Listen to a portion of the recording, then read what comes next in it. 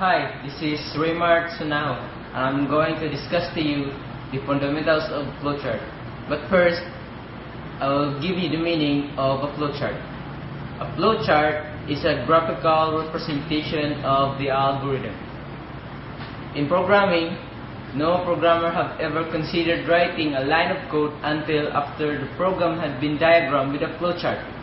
Flowcharts were the only mechanism available for explaining what a program did without looking at the actual source code. Modern programmers today have additional tools and diagrams to aid the understanding of program operations. However, in some situations, the elementary flowchart remains the best choice for communicating what steps are needed to solve a problem and in order in which those steps must be executed. From a theoretical concept, a flowchart is a direct graph or a diagram. A symbols is simply collections of nodes, vertices, edges, lines, which connect the nodes. A symbol becomes a diagram becomes a flowchart. And now I will take you to the tools of flowchart. Within a flowchart, graphical symbols and shapes are used to specify arithmetic operations and relational conditions. This is now our terminal shape. It could be start or an end.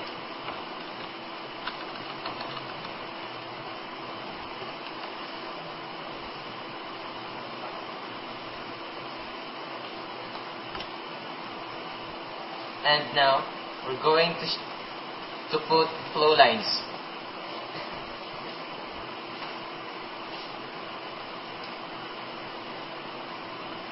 Okay. Flow lines is used to represent flow directions by lines drawn between symbols. Normal directions of flow is left to right and top to bottom. So if the direction of flow is other than normal, arrowheads are required at the point of entry. So this is now our flow lines, and these are terminals. Next are the process symbols. It is represented by square or a rectangular shape. It is used to represent general functions not represented by other symbols. It depicts the process of operations, resulting in a change of value, form, or location in information. In this area, you could put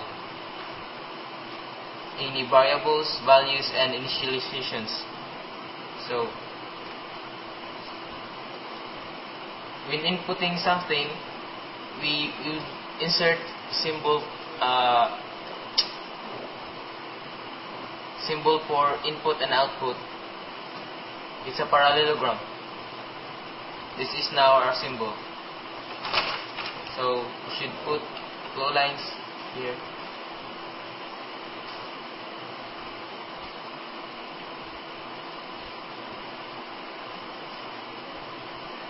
And this is now our input and output shape. Input or output shape.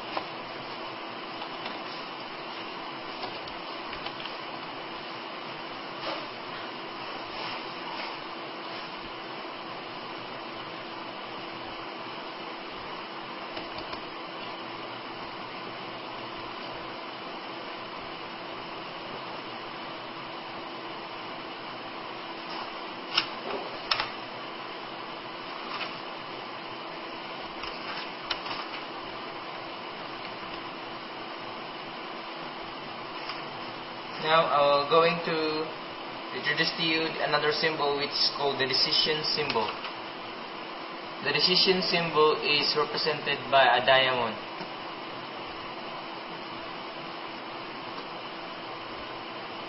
Right here.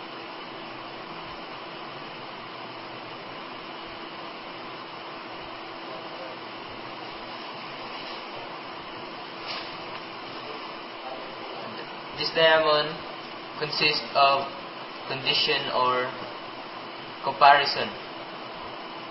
It could be if or while. Then it is followed by condition. Variable A is greater than 10.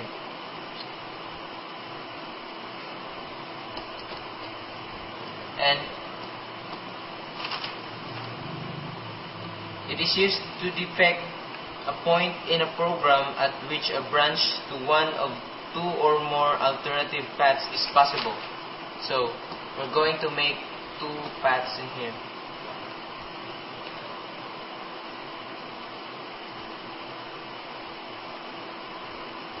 One is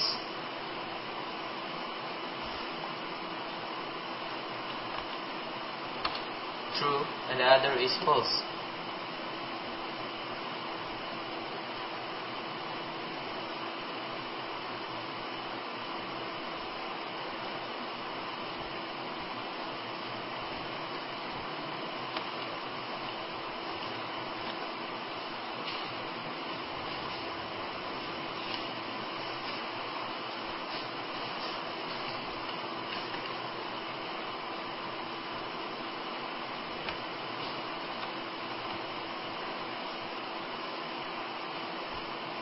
Here it goes.